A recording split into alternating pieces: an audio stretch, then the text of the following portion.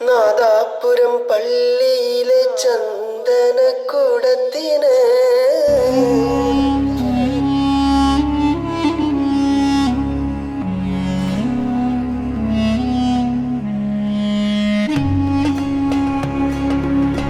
See Times election pulse ride നാദാപുരത്തെത്തുമ്പോൾ ചരിത്രപ്രസിദ്ധമായ നാദാപുരം പള്ളി എന്തായാലും കയറി കാണണമെന്ന് മനസ്സിൽ ഉറപ്പിച്ചിരുന്നു.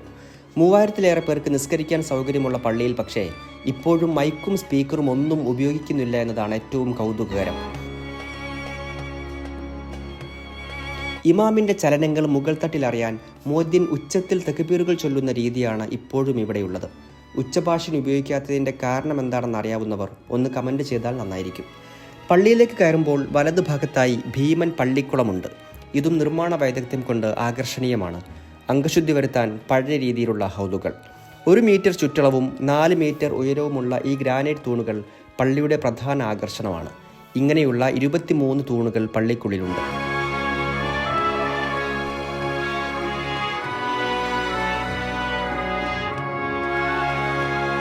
കൊത്തുപണികൾ കൊണ്ട് സമൃദ്ധമാണ് പള്ളിയിലെ മിമ്പറും മറ്റു ഭാഗങ്ങളുമെല്ലാം. പള്ളിക്ക് 3 നിലകളുണ്ട്. 3-ാം നില പൂർണ്ണമായും നിർമ്മിച്ചത് മരത്തിലാണ്.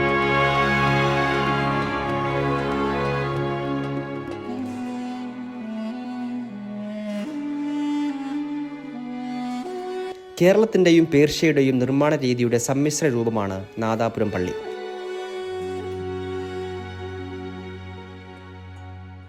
പള്ളിക്ക് 500 വർഷത്തിലേറെ പഴക്കമുണ്ടെന്നാണ് കണക്കാക്കുന്നത്. എന്നാൽ നാദാപുരം പള്ളിയുടെ നിർമ്മാണത്തെക്കുറിച്ച് സമഗ്രമായ ചരിത്രരേഖകൾ ഇന്നും ലഭ്യമല്ല എന്നാണ് അറിയാൻ കഴിഞ്ഞത്. നൂറ്റാണ്ടുകൾക്ക് മുൻപ് നിർമ്മിച്ച പള്ളി എന്ന നിലയിൽ അത്ഭുതത്തോടെയാണ് ഞാൻ ഈ പള്ളിയുടെ ഓരോ ഭാഗവും നടന്നു കണ്ടത്. നൂറ്റാണ്ടുകൾക്ക് മുൻപേ ഇവിടെ നിലനിൽക്കുന്ന മതസൗഹാർദ്ദത്തിൻ്റെ ചരിത്രം കൂടി പറയാനുണ്ട് നാദാപുരം പള്ളിക്ക്.